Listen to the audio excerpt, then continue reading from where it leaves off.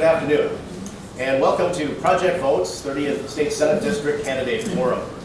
Project Vote is a volunteer organization that is dedicated to increasing informed voter turnout in Brown County. We are an issue-neutral, nonpartisan organization and do not endorse political parties, candidates, or issues. We rely solely on in-kind donations and sponsorships to support our Get Out the Vote efforts. If you'd like more information on Project Vote, please talk to one of the members who are in attendance here today. You can visit our website at www.project-vote.org, or you can check us out on Facebook or Twitter. Before I introduce our two candidates, I'd like to let you know a few things about how today's forum will operate. After brief introductions of the candidates, we'll begin with questions from our panelists. Each candidate will have 2 minutes to answer the question, with Darlene Marcel from Project Vote doing the timing and signaling the candidates when they have 30 seconds remaining and when their time is up. Following the initial responses, each candidate will also then have up to a minute for rebuttal. We are also taking questions from the audience. Project Vote members have sheets and clipboards for you to submit questions, and already many of you have done that. We cannot obviously probably get to all of those questions, but please feel free to submit additional questions at this point. Those audience questions will be interspersed with questions from the panel throughout our forum today. Similar questions will obviously be grouped together. We don't want the same question asked several times. Each candidate will also have 3 minutes at the end to present closing statements. And at this time, I'd also like to ask you if you could please silence your cell phones so that we do not distract from today's proceedings. Now, let's meet the two candidates. Dave Hansen has served as a member of the Brown County Board of State Senators since 2001 and currently serves as the Senate Assistant Majority Leader. Dave has been a teacher, coach, mentor, and advocate in the Green Bay area. A lifelong resident of Green Bay, Dave and his wife Jane have 3 daughters and 11 grandchildren. John Macco was born and raised in Green Bay and has lived in the area his entire life. He was involved in the founding of Macco's floor cover centers and is currently the president of Macco Financial Group. He's been active in the community through Old Main Street, downtown Green Bay, Inc., and his church. He's married. He and his wife, Susan, have 2 sons. Our panelists today are Maria Amante of the Green Bay Press-Gazette, Professor David Helpap of UW Green Bay, and Professor Charlie Jacobs of St. Norbert College. We want to thank our panelists for their participation in today's candidate forum. And we'll start things off with the first question from Maria Amante from the Green Bay Press-Gazette.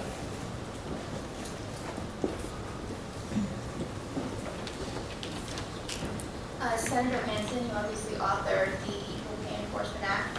That's obviously been repealed by the governor. Do you have any plans to bring that law back? And then, John, if elected, what are your thoughts on the repealed law to leave an equal pay law here in Wisconsin? You want me to go first? Sure. Well, first of all, I want to thank my wife Jane for being here. We'll be celebrating the 41st anniversary on November 6th election. I can't believe it. It took me 10 years. It took me 10 years, but I really felt, and I'd be at equal pay day every single year. And they would say to me, well, Senator Hansen, you're a man, you're the only guy at all these events. I said it was about my mother, it's about my wife, it's about my 3 daughters, and my 5 granddaughters. Because in the workplace today, women still are only making in Wisconsin something like 77 cents on the dollar doing the same job.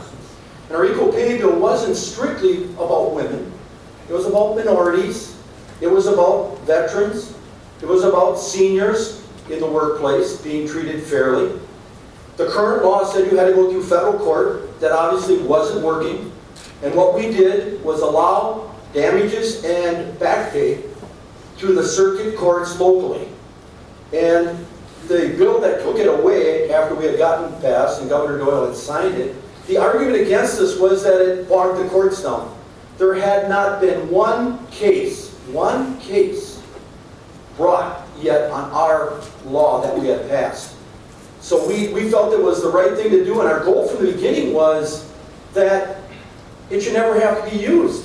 So all the companies out there would be playing by the rules, and I think to some degree that was working. So I was very, very proud of that law. We'll bring it back. I think it was the right thing to do. And I am very concerned about seniors in the workplace as well. where they're mistreated because of their age or their opportunity to go forward or get a job. So I'll bring it forward. I'll stand by that law forever. I felt really good when we signed it. We had a great signing, and hopefully we can get it back there. John? Maria, as an actual business owner that has to deal with all these rules and regulations, I think it's absolutely important that we make sure we do have equitable pay in the workplace, and I understand that, and we've always done that. I'm very proud of how we've handled all of our employees in our business, and I think we need to do that. But to the extent, I would absolutely answer your question. If we need to fill in the gaps that are already in the federal law, if we need to fill in the gaps, if we need to cross some T's and dot some I's, I would absolutely look at a bill that we need to do that. But Senator's absolutely right. Not a single case was brought in there. It was redundant and repetitive to the federal case, and it was extremely confusing to small business owners who had to abide by both the federal and the state laws. But again, to the extent that we need to fix something and augment the federal case, I would absolutely look at that. Just to rebut that, the federal law did not work. It's expensive, time-consuming, and we did need a circuit court local rule for it to work. And I think in this day and age that we have politicians saying things like men are more concerned about money than women are, or that women are more concerned about families. The truth is, if women make a decent wage, it's going to grow the economy. It's going to stimulate the economy. So I think there was no reason to get rid of it. It should have been given a chance to operate well. Mr. Macco, anything further? No, other than I wish we could have an intelligent dialogue that talks about the specific issues. This is just, to me, the inflammatory man versus women discussion. It's just not true. I mean, to the extent that we need to fill some of these things and make sure that if there's any rules or regulations that do need to be in place, I want to do that. But I'm getting kind of tired of creating an intentional schism between not just men and women, but between working people and business owners. I'm tired of propagating this divided state. Thank you. Our next question is from Professor David Kalpat. The Green Bay economy has weathered the current economic decline better than many other areas. However, this does not mean that the area has been immune to job losses and changing economic conditions. What is your assessment of the region's economy, and what opportunities or challenges do you see in the future? Mr. Macco, you're first with this question. I'm excited. I'm extremely excited about the opportunities in northeast Wisconsin. We have some of the basic fundamentals that we need as far as infrastructure is concerned. Highway systems that the senator was part of is a great piece that we have here in the state. The productivity of our workforce is second to none. There's no question about it. We even have access to the oceans, for crying out loud. So I think we've got some great opportunities here, but we've got to make sure that everybody understands. Few people see, some people see private enterprise as a predatory animal to be shot. Some people see it as a cow to be milked, but few people see it as the sturdy ox pulling the cart. And all cumulative taxes affect business development in the state. They're looked at cumulatively. Wisconsin now has the 9th highest income tax. When you look at the effective tax rate of all businesses in the state, it's nearly 50%. And we're competing not just with the state of Wisconsin, but we're competing with, take Alabama, for example. Alabama has grown their Rust Belt manufacturing from $600 million in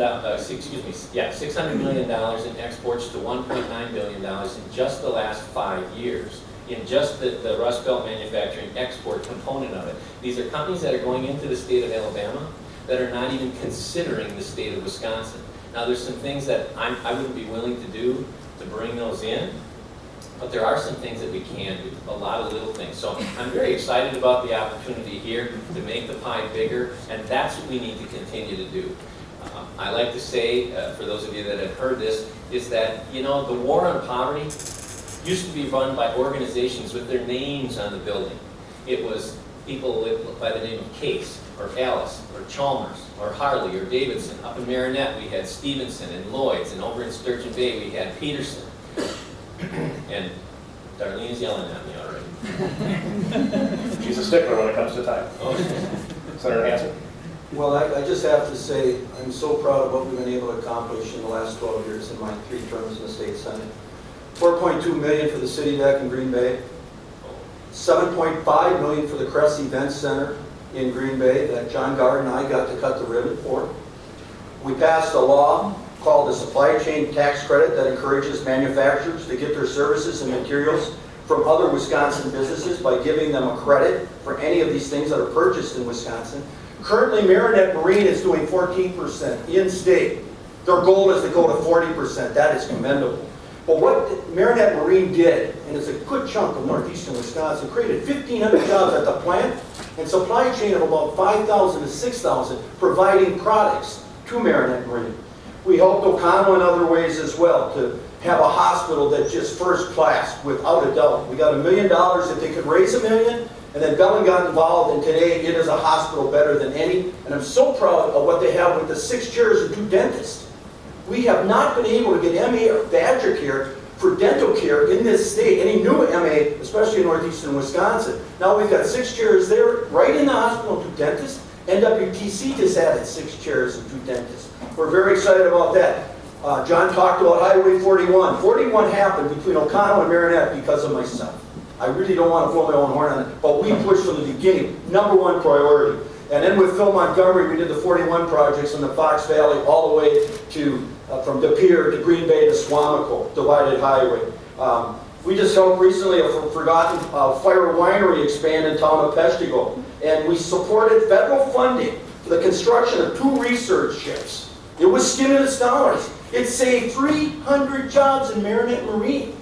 It was the Reuben Lasker launching a fishing vessel for San Diego, and the Sekuliak, a huge fishing vessel, launched for Alaska Fairbanks just a week ago. Mr. Rottle? Senator, first of all, it wasn't $4.2 million on the city deck. And now you're talking about something that I'm intimately involved in. I was at dozens of those meetings. In fact, sometimes a lot of those meetings were held in my boardroom. My understanding was it was $420,000. My understanding was that John Gard squeezed that in as a line item, put it in the budget, called Mayor Schmidt and let him know that we were going to have that. So I find it appalling that you can take any credit whatsoever for the city debt. I never saw you at any of those meetings. I do applaud you on the supply chain. That was an excellent program. I appreciate that. You're taking credit up in O'Connell for something that the WEDC did. And you voted against the WEDC. If it were up to you, we would not have a WEDC. And as far as Marinette Marine is concerned, their total employment right now, their total employment by the end of December will be 1,517. They've added 500 jobs, not 1,500. Their total employment, both skilled labor and management, is 1,500. Now you can go ahead and factor in the supply chain if you want, but Macco Foundry has a total employment of 751. If you take along the manufacturer that does their aluminum manufacturing down here is 100. If you take Smith Construction that's doing all the rest of that, you add it up, you can't get anywhere near 6,000. But I would submit to you that you don't sit on the military board. To take credit for ships that are being built up there on a federal basis is something you don't have title to take. But you can own the last time you were in charge of the budget. Last time you were in charge of the budget, you had a $5 billion tax increase. The last time you were in charge of the budget, you had a $1.5 billion property tax increase. And we can all take a look at our cell phones and see the $61 million in police and fire tax that doesn't even go to the police and fire. That you can't take credit for. How long is the rebuttal? Without a minute? It's supposed to be a minute, but you have 2 minutes. Okay. Hansen. First of all, I checked with it this morning. The city debt was 1.4 million the first year and 2.8 the second year, which comes out to 4.2 million. And Governor Doyle and the state legislature had a heck of a lot to do with that funding. That was funding that came that way. That when you're making this claim on cell phones, the only thing that happened in a tough budget is we put that in there to go away in 2 years, and it had to be used strictly for police and fire.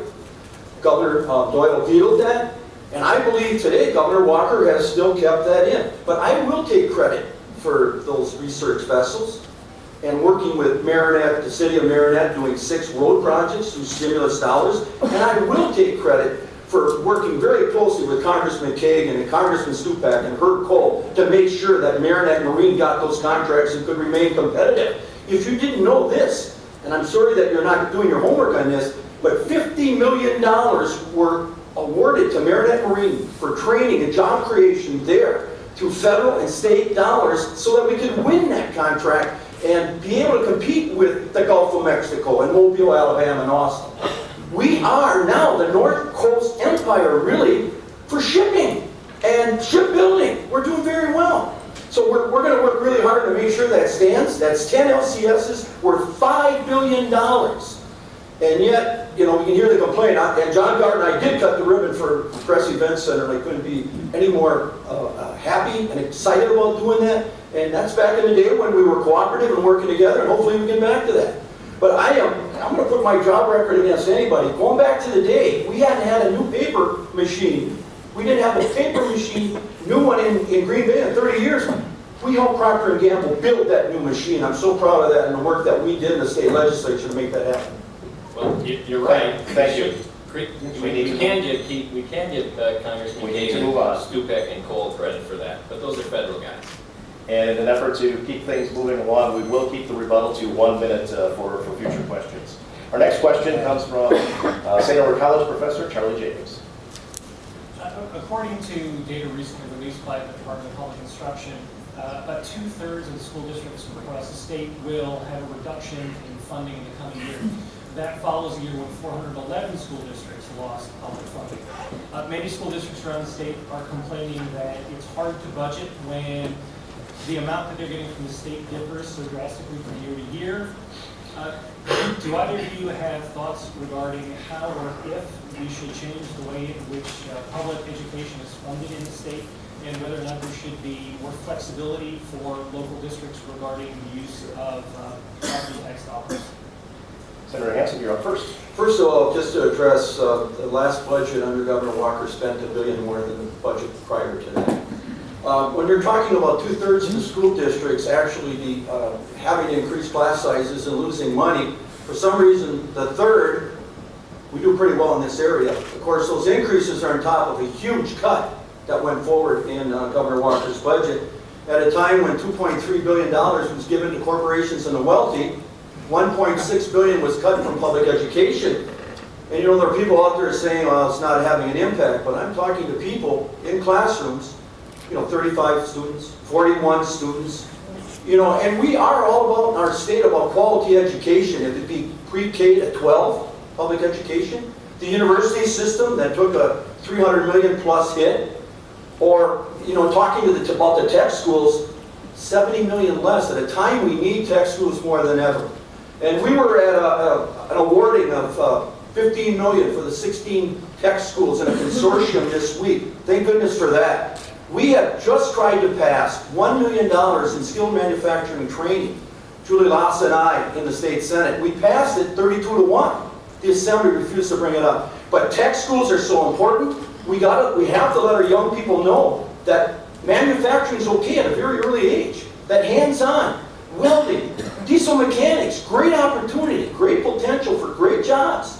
And you know, we still have to have that mix. Obviously, the university systems are important, our colleges are important, but we've got to let young people know very early on that manufacturing is okay. And for that matter, the work that Fabco has done at Fox Valley Tech and NWTC, providing diesel equipment for diesel mechanic training, and Miller Electric, unbelievable work they're doing providing equipment. Great public-private partnership, they can work. And they are working at NWTC and Fox Valley Tech for welding. Mr. Macco? I agree. We have to bring dignity back to 2-year degree programs and diploma programs and certificate programs. And the problem is big. We can look at several studies that talk about by 2016 how we're going to have a profound shortage in that. And no matter where I go on my jobs tour, I've never found a manufacturing facility that is at full employment. They're all looking for people. They're looking for laser operators, they're looking for machinists, they're looking for mold makers, they're looking for engineers of all kinds. So that is absolutely true. As far as the funding, which was your question, I think you know, as a finance guy, we have to look at both sides of the equation. First of all, the state doesn't have the ability to print money. So any money they have to give to somebody, they first have to take from each of you.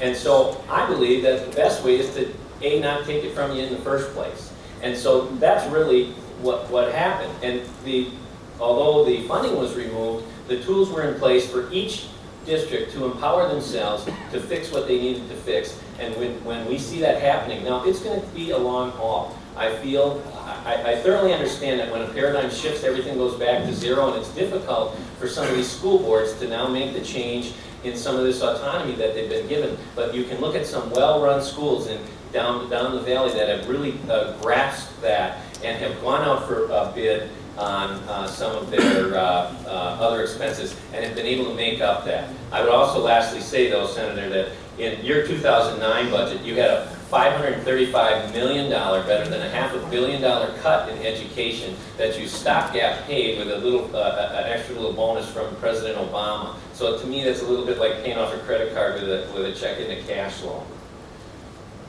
Senator Hansen? Well, you know, the fact that stimulus was dollars to help education at a time where they were being cut drastically and suffering through a tough economic time back in 2008 and 2009 wasn't the worst concept at all. But there were great projects that went forward. And you know, they make the argument, we had an event recently in the Fox Valley, at Fox Valley Tech. We are in the majority, 17 to 15, and we set up a meeting to talk about apprenticeship and talk about education and training and closing that skill gap. All the Democratic committee members were there. Senator Fitzgerald did not even appoint a Republican to serve. And we had Fabco there, and we had Miller Electric, and like I said, apprenticeships. We had all these great minds there telling us about how we can create jobs and work together in a good sense to move our state forward. And we really hope, being in the majority 17 to 15, that we could have done some of these things together. But the polarized atmosphere didn't allow us to do that. I'm willing to work with anybody. That was my history, that was my record. Mr. Macco? I'm willing to work with anybody. Yeah. You had 465 votes in the last session. Out of those 465 votes, you voted lockstep with Mr. Miller 444 times. In other words, 21 times only did you not, were you bipartisan. I would say, Senator, you're probably one of the most partisan guys down there. As far as the special session is concerned, the last time there was a special session for jobs, you voted against half of the jobs bills that were presented, and the other 3 weeks you took a vacation down in Rockford. So I don't know how you get a chance to criticize us. Our next question is from the audience. How do you feel about retaining senior care, Badger Care, Medicare, Medicaid at its current funding levels for Wisconsin?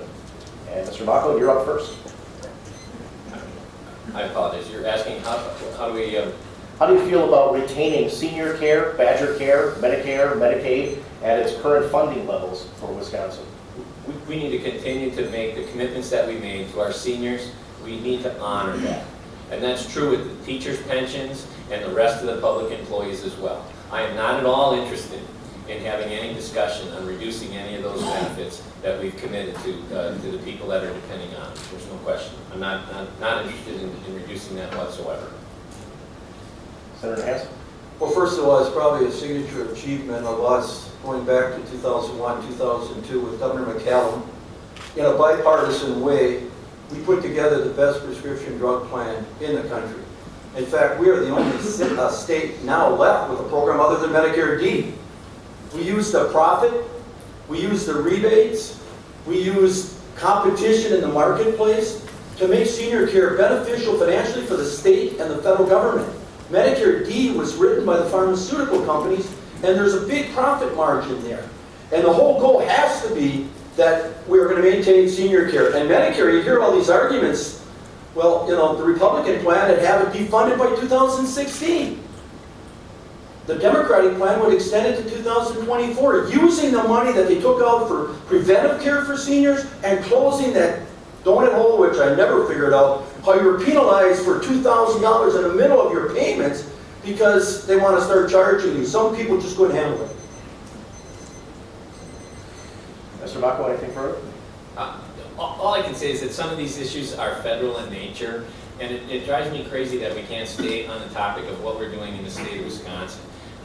You know, I've been accused by my opponent of wanting to eliminate Social Security and privatize it. I don't know, maybe you don't know that that's not a job for a state senator. I've been accused that I want tax breaks for wealthy billionaires, I think you said, offshore tax breaks for wealthy billionaires. Now, I don't know, unless you're on your pontoon boat out in the middle of the White Potato Lake, what you're actually referring to. So those are issues that have nothing whatsoever to do or any influence on a state level whatsoever. But to the extent that we have state issues, I feel we absolutely have to stay committed to the people that are dependent on those. Senator Hansen? Yeah, medical assistance provides, funding for people in nursing homes, so it is very much a state issue because they are state residents. And you were quoted. Wait, how much did you raise the bed tax on nursing homes? Well, are we to do it correctly, or is he going to explain it? You were quoted on Social Security saying you'd privatize it. We have the quote, we have the place where you were when you made the quote, so that's the facts. But medical assistance is needed by a lot of people, and to defund that or take medical assistance that's coming in block grants, and then to put it in a rainy day fund, I don't think that's the right idea at all. We got to maintain our funding for these people that have served us so well, some of them the greatest generation of people that have ever lived. But like I say, senior care, Medicare, Social Security, we got to maintain those, and we got to be careful to defund MA because from a lot of people out there really struggling. And our next question to Maria Amate. Mr. Macco, you obviously had a complaint filed on your behalf after an ad from Senator Hansen. And I'm just curious, and this question is for both of you, how you feel the tone of the campaign is going. And are the ads you're running and are the ads your opponent is running, are they fair? And the ads that you are running or that he is running, would you support pulling them off the air, or is that stop sending them out in the mail, things like that? Maria, thanks for bringing that up. You know, you interviewed me once and you said that same thing. You said, gee whiz, Mr. Macco, you haven't run any negative ads. And I still have not run a negative ad. I have not spent one penny of my money on negative advertising, never even referring to Mr. Hansen. You can go ahead and laugh if you want, but I have not spent any money. Now, the third-party guys are coming in. If you're asking me, would I love it if we could get rid of all the third-party guys? Absolutely. I want to get rid of third-party money. And I'll tell you something, my son Nick was just telling me, he said, Dad, it's fascinating to me that the people down in the state of Tennessee where he lives, the article in the paper this week was the audacity for a third-party group to come in and spend $100,000 to try and influence a federal congressional race in Tennessee. And the people of Tennessee were outraged that this third party would want to come in and try and usurp the electoral process in Tennessee. He said, man, that's nothing. These guys have come and dumped hundreds of thousands, $500,000 on my dad's head. Third-party outside money. I've not done that. Mr. Hansen, all of his mailers are sponsored by his own organization, his sponsors. He's gone negative from the day one on all of his ads, and I defy any of you to find a single solitary negative ad that I paid for. Would you ask? Sorry, are we allowed to follow up? Mr. Hansen, Senator Hansen, answer first. Well, first of all, if you read the article that you gave the Eagle Herald at length, the headline is John Macco ripped Senator Hansen. That's the headline. And if you read into that, there's plenty enough criticisms to go around in that, but I have been told by people, there's a certain senator down south that's facing maybe over $2 million in ads. You're absolutely correct. We've got to take the money out of it. I think 80% of the population thinks we have to take the money out of it. It's just absolutely horrible. But the ad they ran against me, Club for Growth, to the tune of $1 million or whatever, some people have said that's the worst attack ad they have ever seen. And it is totally unfair. And I would ask that you would disavow the content of that because it's just not factual. You know, my stand with veterans is 100%. We've worked so hard to work with our veterans. Our state should be is number one in this country for dealing with what we do for our veterans. If that meant training for disabled American veterans, we pushed that through in the state Senate in a bipartisan way. The Assembly didn't want to do it, but we put enough pressure on it, we got that done. But I was the first one that proposed 100% for veterans going to school. 100%. 2005. And what's in place today has been in place in 2009 and under Governor Walker in 2011. So it's, you know, you're absolutely correct. We've got to find a way that we believe in free speech, but corporations are not people, and money is not speech. I'm going to take you up on that. would ask please that you not applaud or make comments during the forum. We want to hear from the candidates, and those interruptions only take time away from the program here today. I appreciate your cooperation. Thank you. I want to agree with the senator. Corporations are not people. But the AFL-CIO and One Wisconsin is not people either. If those individuals want to contribute, that's fine. And I'm gonna take you up on your offer, Senator. I will disavow that veterans, if you disavow the goofy attacks that you have against me, my family, my business. It's absolutely unconscionable to me. And to your question, Maria, and you knew it. You did all the research on us as far as our health policies is concerned, and my wife's fight over the last 5 years to bring quality health care to women all over. It's something we spend our time, money, and effort on, and you knew it. In fact, we saw it on your internal emails, and my son made it an effort to get a hold of you and send you an email and say, just so you know, my mom's a cancer survivor. We want more and greater access to women's health care, not less. We spend our time, money, and effort over the last 6 years to do that, and you went ahead and ran it anyway. It has nothing to do with Planned Parenthood. You didn't talk about Planned Parenthood. All you said was, Macco wants to eliminate screening for women's cancer, and that's unconscionable. But if you're serious about it, I will disavow that veterans ad, which I agree, on whole, that was not completely correct. But your side, your One Wisconsin, and you're not running those, I know that. But I didn't run that Club for Growth ad either. But if you I'll disavow mine if you disavow yours. But the stuff you're sending out in your mailers, you're paying for all of that. Well, first of all, when you take a candidate survey or questionnaire and you get a 100% score with an extreme right-wing group where only 2 standing Republican senators are actually endorsed by them or approved by them, then you're taking the position of the personhood amendment. You are. When you got 100%, maybe you weren't aware, maybe you were naive as how that works. But if you're going to get that group to support you, you've got to be 100% on their side. And that means you support the personhood amendment, which would get rid of in vitro and stem cell research. And in there it says you would defund Planned Parenthood, which is the screening. So it's never about your wife. Gosh, I'm very, very happy she's doing well. You know, healthcare is the key here. You can't take pledges, you can't take questionnaire forums, and maybe you just didn't understand that's how it worked. Because once you're 100% with that group, you are endorsing everything they believe in. Everything. You want to double down on this? Thank you. Let's move to our next question, please. And this is an audience question. Please share how you've served the community in non-political ways. Examples, nonprofit organizations, community groups, churches, etc. And Senator Hansen, you're first. Sure. Well, obviously, my church, I'm a lifetime member of Annunciation Catholic Church. My wife and I were baptized there, communion, confirmation, got married there, kids got baptized there, so we have a long history there, and we still distribute communion there. Back in the day, I was part of their parish council, and I was an educator at Annunciation as well. We've been very, very active with the Widener Center for many, many years, ushering out there. Jane and I think it was something like 10 years. I think we saw the Phantom something like 9 times. I ushered Packer games for 30 years. I'm a very, very strong member of the Phoenix Fund. It is my campus, and as I said, I did help the expansion of UWGB's Crest Event Center. I couldn't be prouder of that. We made sure that happened. So we're very active that way. Long-time season ticket holders. But then, I just have to say this. Attending 100 Eagle Scouts ceremonies, that people wouldn't think that's a senator's job, but I did that. I've been at numerous Habitat for Humanity homes when they cut the ribbon. You know, and then yesterday I was there for a lady that is fighting leukemia. About 1,000 people there. She has HERS, which is high-priced insurance, and she was denied coverage for bone marrow transplant. Well, we took it upon ourselves to help that lady get the coverage. The surgery, if we can find a donor that's going to match, is going to be done at Freighter because we went the back for her. That's just one example of being involved in your community.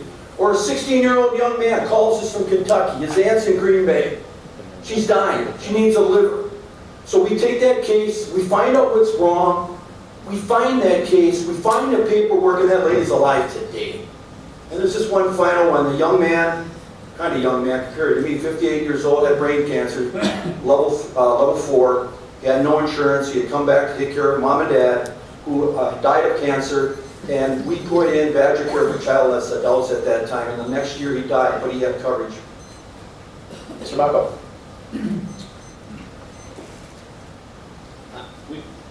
For those of you that have read my bio and our history, just like Senator Hansen, we started out with nothing. We had 8 people living in a 1,200 square foot house drinking powdered milk, and that's how we started. And through a lot of hard work and trial and failure, we were able to succeed at a certain level. And we recognize that where much is given, much is expected. And it's been based on that our entire family has been very, very committed to helping folks behind the scenes in most cases. When Convoy of Hope came here, we helped set that up twice, and then helped serve food to literally thousands of people that day. One of those days was literally a week after my wife herself had just gotten back from her cancer program about 5 years ago. We've been actively involved in the 4th of July to provide Kids Zone, so that the kids have a place on the 4th of July that isn't beer and rock and roll to find a place to hide. And more than that, we've actually gone out. Every single person in our family, Sue has served in missionaries and orphanages in the jungles of Myanmar and Burma. We've gone to Calcutta, we have gone to Africa, we have gone to South America, we've gone to Mexico, some of the drug-torn areas of Mexico, and we've gone down to help the people rebuild houses down in when Katrina came twice. So we involved in that. We're avid tithers, but those are the things that we continue to do for that. Not the least of which is my wife's program, nurseforhealth.com, which we spend a lot of our own money, a lot of our own time, and she can count dozens of women that she's treated and helped for that entire period of time.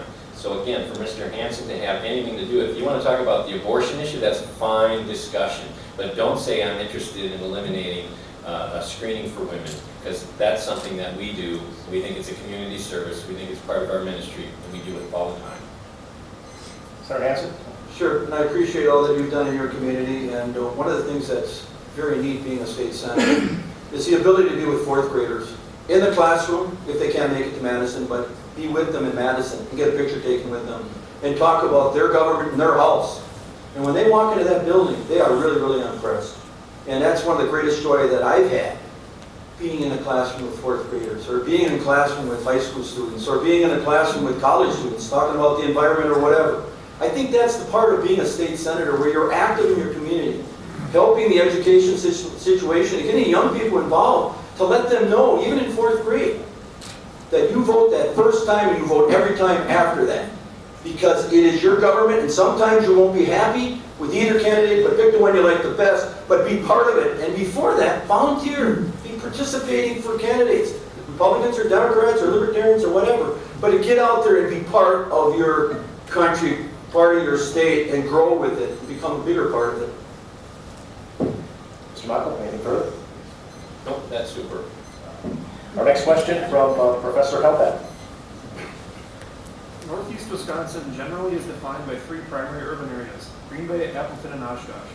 At times the relationship between these communities has been defined by cooperation, while at other times competition. What role do you see Green Bay playing in the region, whether economically, politically, or culturally? Is there a need for greater cooperation, or as the region's largest urban area, should Green Bay act and be viewed as the region's primary community? And Mr. Macco, you're up first. You know, the selfish part of me says we need to take care of our own district first, but the reality is we need to look at a regional approach, because there's so many things that are ancillary that help us. For example, the mining bill that Mr. Hansen should have voted for. Although it was way up north, the ancillary jobs here in this district would have been stunning. We would have had people up in town in Coleman delivering conveyor equipment. We would have had driver equipment out of here. It's fascinating what impact that would have had. But we do need to take a regional approach, and that's exactly why we have sat down with the head of adult education here at UWGB. That's exactly why we talked about with all of the different cities. I was just talking to the mayor in O'Connell just the other day, working with the folks in Marinette, Green Bay as well, to take a look at a regional approach. I've also already have been talking with Assemblyman, hopefully soon to be Senator Tom Tiffany, on how do we attract business to the regional area here. So I think we've got a great opportunity. Green Bay itself has a new economic director. I think with what the Governor Walker is doing and bringing in a new Wisconsin Economic Development Coordinator Secretary, I think will be exceptional. So I'm excited about the opportunities that we have to showcase Northeast Wisconsin. Did you already flag me, Darlene? All right. And there's progress being made. So, as I started to say before, we've got to continue to do that. The war on poverty used to be run by folks with their names on the building. That was the war on poverty, creating those jobs. Now Walmart is our #1 employer, and University of Wisconsin is our 2nd largest employer. And that's not going to help us here in Northeast Wisconsin. Senator Hansen? Well, first of all, at the mining bill, Gogebic wrote the mining bill. And those jobs they talk about, and an ad against one of my colleagues in Madison, 3,000 jobs, maybe those were 3, 4, maybe 5 years down the road. Army Corps would say that was not going to happen definitively. All was asked is that we have everybody at the table having this discussion. Maybe looking at Minnesota's mining law, something that's already in place. But people don't understand it. People would say, okay, well, it's mining in northwestern part of the state. Admittedly, there'd be some jobs here. But that could have been mining at Peninsula State Park. It could have been anywhere in the state with very little regulation. It didn't have to be that way. We can work together. We can do it in a collaborative effort. But not everybody was at the table for this discussion. So the job thing wasn't going to happen overnight. So that's one way of looking at it. I'm also very concerned, and you said about why I would vote against that. We didn't feel it was transparency. We didn't think there was accountability. And now they've lost, what, $68 million? And $8 million in loans and arrears? I just read that today. Our concerns were real. I really believe that, I believe Paul Jaden could do a good job. And maybe it wasn't his fault, maybe he delegated, but I think we really fell down. Back in the day, in 2001, we felt you had to have Subsidy Accountability Reporting Act, because subsidies and grants can't just be thrown out there with no accountability and no transparency. And that's what happened. So, you make the argument about mining. We could have passed the mining bill the same day that they voted it down. But they weren't willing to go to the table and have the discussion. And Senator Cummings doing a great job. He really wants to bring it forward. If we can do it environmentally friendly, a mining bill can happen in 2013. Mr. Macco? There were 26 amendments. 26 amendments to the mining bill in the hopes of bringing everybody together. And this goes back to the bipartisan thing, 26 of them. One of the things, by the way, by your colleague, Mr. Carpenter, out of Milwaukee, he felt, he wanted to featherbed that. He would vote for it. He would vote for the mining bill as long as they put in a jobs training program in Milwaukee, and as long as it was run by the Hispanic Chamber of Commerce. Now, why that was in there, I have no idea, but even then, the Republican leadership said, all right, fine, whatever it takes to get the ball rolling. And Gogebic Taconite came in and wasn't asking for a thing from the state of Wisconsin. They were going to put in the roads, they were going to put in the sewer, they were even going to put in the fire department, all at their own expense.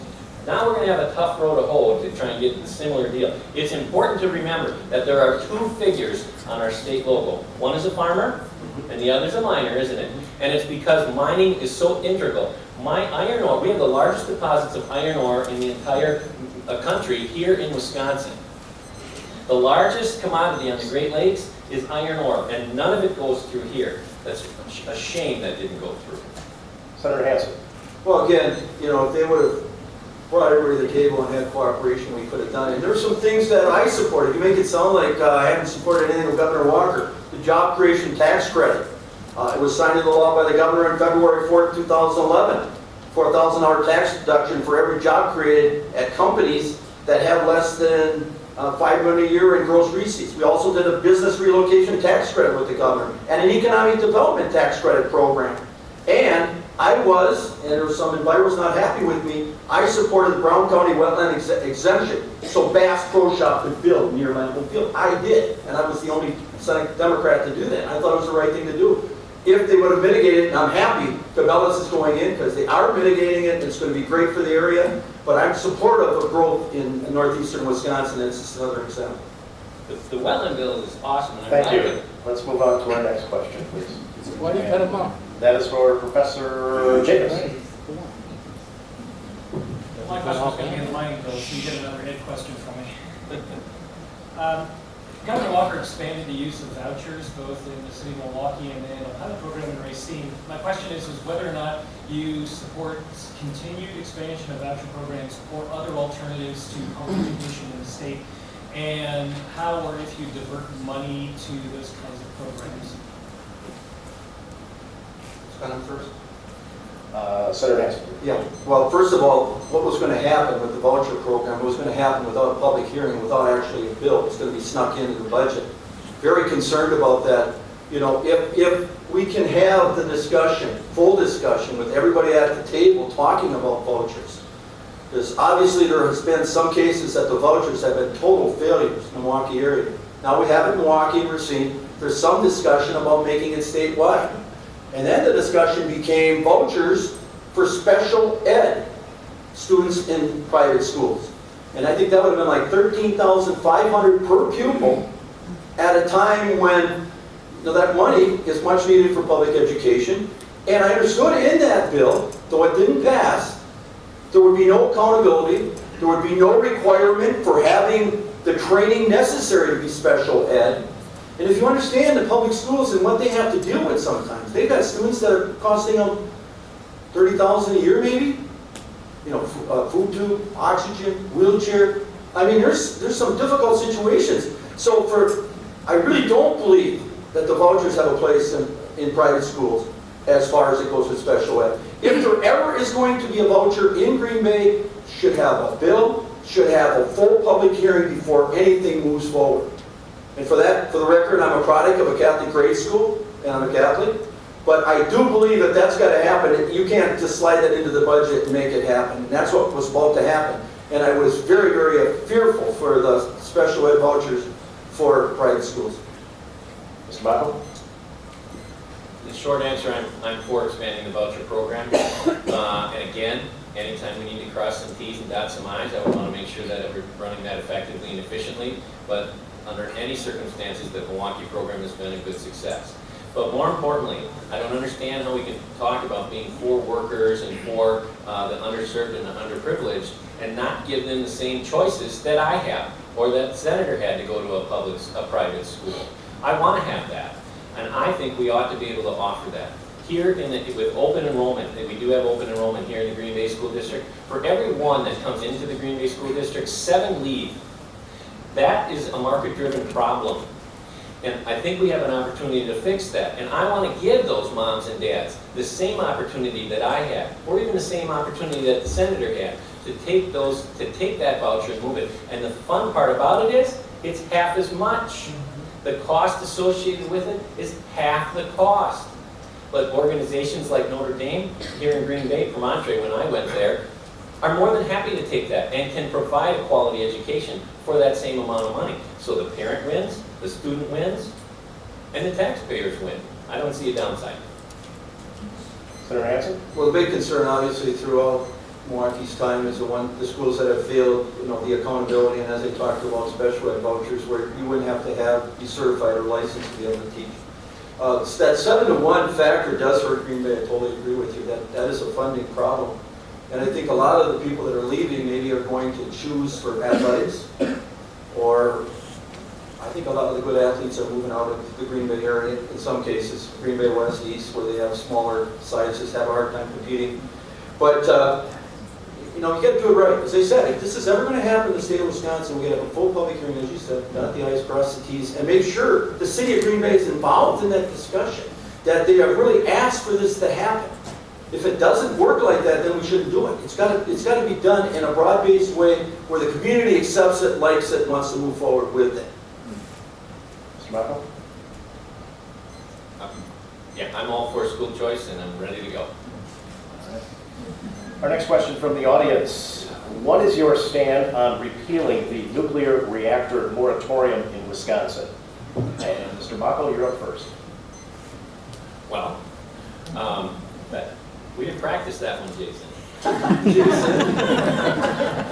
didn't either. I don't want to pretend that I know a whole lot about the nuclear power industry, but we do need to have efficient and effective power. And I can tell you a little bit anecdotally, for whatever that's worth, is that our business, for some reason, seems to do an awful lot with nuclear engineers. I have nuclear engineer clients at San Onofre plant out in California. I have them out in Phoenix, Arizona. I have nuclear power candidates all over the place. One of my folks out here was a former engineer. And I think it's because there's only 107 nuke plants in the country, and they haven't built one in the last 40 years. But they have standardized the design. We don't have to reinvent the design anymore. So there's a quality design that all of the utility companies coast to coast has agreed upon that passes muster. And it is a great efficient way to generate tons of energy. We have a surplus in the state of Wisconsin, and I don't remember offhand, so don't quote me on it, but it's 20 to 30%. It's substantial, the amount of excess energy we generate here in the state of Wisconsin. But if we can use that as an export product, I'm all for that. The challenge, of course, is what you do with the spent fuel. And Yucca Mountain was fully funded and was ready to rock and roll, but our current president literally shut it down. So we have to take a look at what those are. But we need to understand that even countries like France have more nuclear generators than we do in our entire state. I think we have to at least look at nuclear power and have some understanding as to where that fits in. Senator Hansen? Yeah, I had a discussion with Phil Montgomery, Public Service Commission. He said at this point in time we didn't need nuclear. And I just got word today that Kewanee Nuclear Power Plant will be decommissioned at the end of this year. I don't know if you saw that, and that's some good jobs going away. I'm very concerned about that, but they would make the argument today that the cost of energy is so inexpensive that nuclear is too expensive somehow. And they tried to sell it, and they couldn't sell it, so that will be decommissioned. I've got a good friend that was in the nuclear energy business. It is a very clean job to work in it. But storing it has always been a problem. I had the opportunity to be at Yucca Mountain, and I was not impressed with the way it was set up at all. It was leaking and there was problems, but I think ultimately in Nevada it was up to them to decide whether or not they wanted that storage to happen. I know the state, we threw in a lot of money. I'm going, geez, why are we giving them money if this isn't ever going to happen? And I think in the end there with Yucca, there was probably enough space probably just to take care of the waste that was currently out there. So it wasn't going to be a long-term answer. But the biggest problem we had in this discussion on nuclear was still the cost to build a new nuclear plant. And I don't know if they could retool Kewanee nuclear plant and make it work. But at the time I had a conversation with Phil about a year, maybe a year and a half ago, he said there was no need because, as you said, we have excess energy. Mr. Macco? I think the whole energy thing needs to be looked at. I can tell you that the wind turbines in the southern end of our district are a bizarre boondoggle. The things cost $3 million a piece. They will never cash flow in their entire life, their 50-year history. They simply don't cash flow. There is no economic reason to be having those. And as far as a green energy source, that is a complete fallacy. And it simply takes up the amount of area that it takes up. The folks down there simply don't want it. So we're spending a lot of money on stuff that isn't necessary, and all of you folks will see your rates jump because of that. Public service has to transfer those costs of those things somewhere, and they're going to do it through the general bills that we all pay on a monthly basis. So I think we've got to zero-base our energy discussion and make sure that everything's on the table. I think it's a question of this and that, not this or that. This isn't a question of clean energy or pollution. It's a question of pristine environment and energy. And I think with the right discussion, we can have both of those things, not one or the other. And Senator Hansen? Yeah, I think there are other opportunities out there. Met an individual lives across the street from my daughter and her husband in the town of Pensacola, and he's going geothermal. I think the payback on that is maybe 10 or 15 years. Solar is probably longer than that, but he got a lot of help, a lot of credit from O'Connell Co-op, and he thinks that's a real good opportunity. So he invested in geothermal. I think you've got to make the commitment. If you're doing that, you're going to live in that home for a while. I think solar is part of it. I think that could be rather expensive. Wind, if it's used right, and if we can really look at it, we really wanted them to do this in the Senate, is look at the health effects or health impacts, because you hear a lot of that about wind.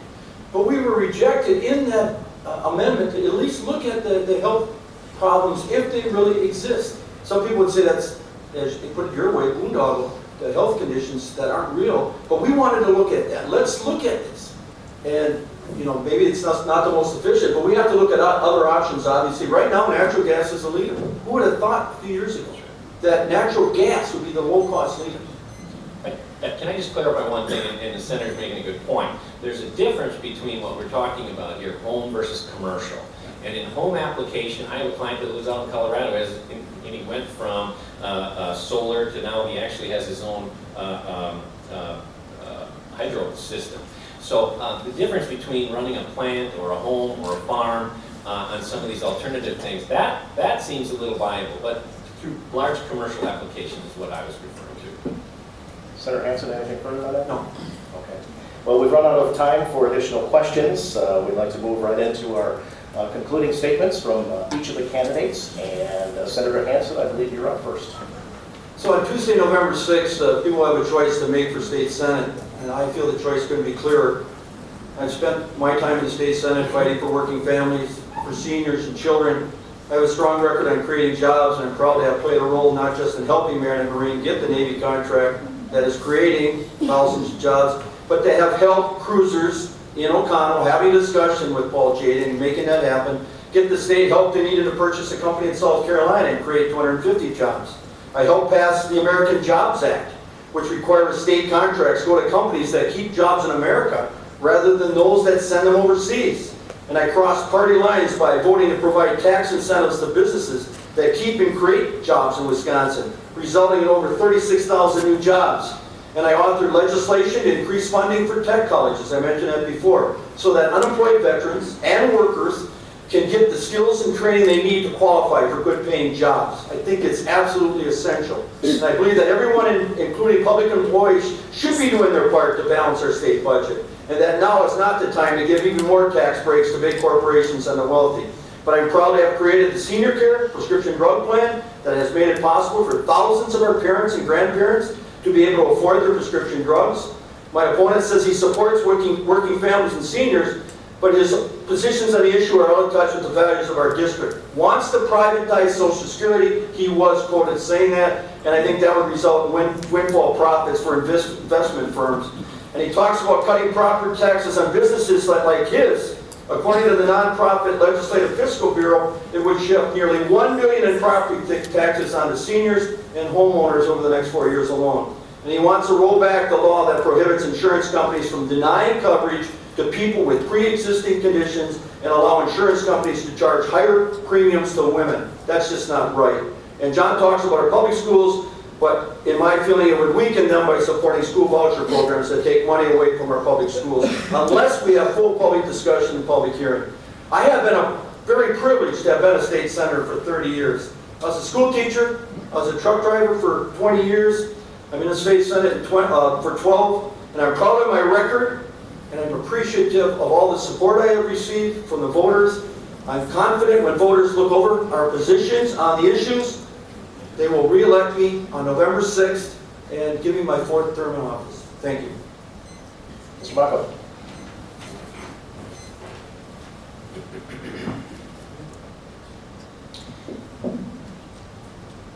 I understand criticizing me personally, criticizing my wife's work, and criticizing my business and some of the rest of those things, but I find it fascinating that you continue, even in your final message there, to criticize, to come up with federal issues. If I wanted to, I can't privatize Social Security anymore and give a free pony to everybody. I don't understand that. But in any case, I would say this. I am the only candidate that understands how to create jobs. Between my family's business, and I did build that, by the way. You criticized me for not doing that and being part of that. All 6 of those locations, you can ask my brother standing here, were created while I was still president of that organization. They now have 100 employees. We created a second business as well. So I understand the ramifications. I'm the only candidate. To the extent that you are business owners out there, I understand. Mr. Hansen only understands that he's paid, when he sees the Social Security on his check, that's only half. You and I know that we both pay twice as much Social Security tax as he does. We pay self-employment tax, unemployment compensation tax, and something called personal property tax. Those are the taxes that small business owners pay, and I understand that intimately. And when I look at some of the things that need to be done down in Madison, I look at the overall impact that that's going to have on the business that are down there. We've got a great opportunity to do a three-part program with a small business assistance package, with creating greater access to capital for small businesses through a venture capital bill and through working with credit unions to allow them to do some commercial lending as well, and then through an education program to continue to bring kids from school right into the workforce. So those are some of the things that I think we can do. I think we can improve the education that's going to be needed to do that. That's down there. And I would mention that I am not a career politician. I cannot boast about 35 or 40 years in government service. I have no experience in government service. I'm going down as a citizen legislator, and I will work for 1 or 2 terms if you'll have me, and I think we can turn things around. All right, thank you. Thank you to our candidates.